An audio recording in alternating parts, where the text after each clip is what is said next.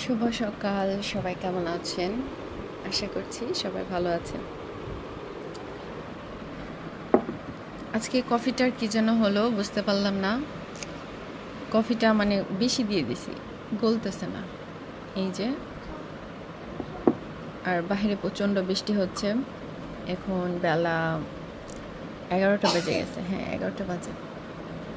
আজান আফরান ঘুম থেকে উঠে দুধ খেয়েছে, আমি কফি নিয়ে বসেছি।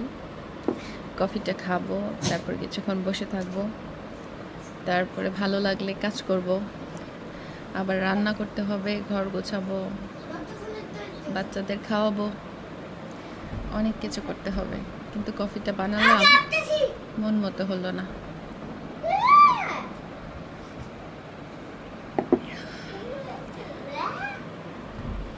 এখনকার মতো ভিডিও এতটুকুই।